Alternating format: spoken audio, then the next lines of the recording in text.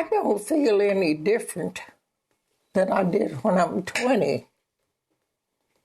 The brain never ages, I don't think. Now my body, I'm shocked. Meet Lyndall Scott Russell. This self-proclaimed little Texas country girl is 101 years old. But you won't notice her age, just her attitude. When they ask me what's the biggest changes in our bosom, during the 20s, the flappers, we had to wear bras so flat, you couldn't breathe. Who's that? That's when I got married. Much of her life has been consumed with two great loves, and to each she vowed to stay true, a promise she kept. For more than 53 years, her naval officer husband, Rusty, was her best friend and trusted companion. We made every minute count. But there was another, more hidden affair, with a bond every bit as strong as her marriage. That's very personal. Why would I tell people? She's talking about a company. Their relationship began innocently enough, but blossomed over time and turned Lyndall into the largest single shareholder at Safeco Insurance. See your local professional Safeco agent.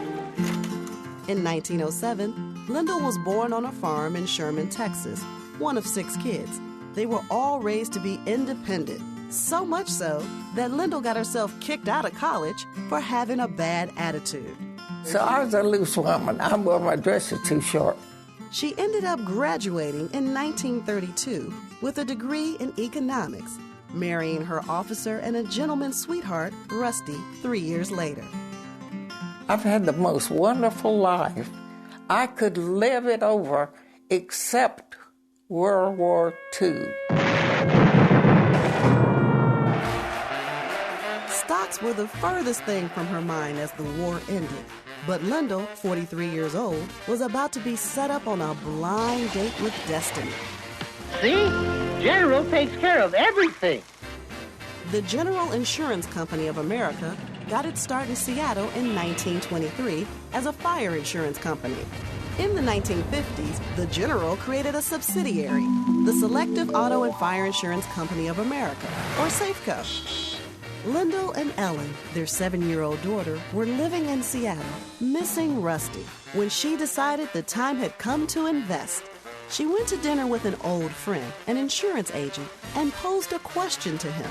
I said, I have a little money. I'd like to invest in stock market. And I said, do you know anything about it? And he said, no, I don't have any money.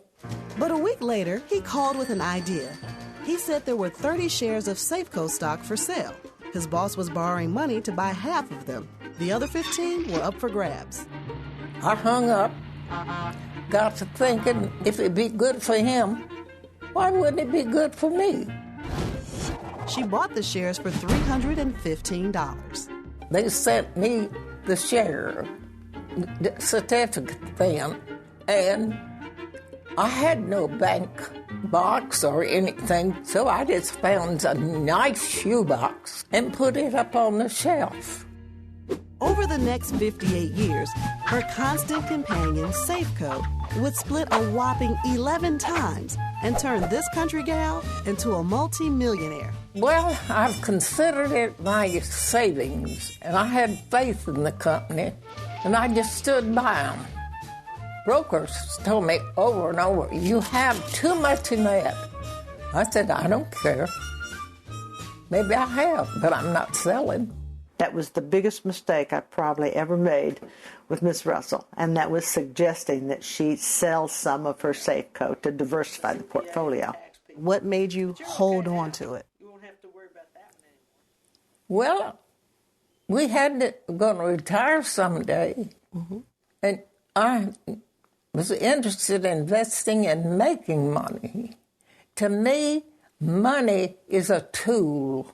You invest and you leave it.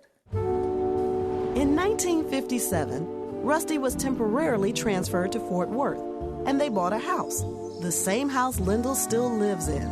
But Rusty was done with moving around. He came home and he said, "We've retired." They lived off savings, Rusty's retirement, Social Security, and never touched the Safeco dividends. Lyndall credits the Depression with teaching her generation to save for old age. It made her fiscally conservative. Some might even say tight. Are you offended by that?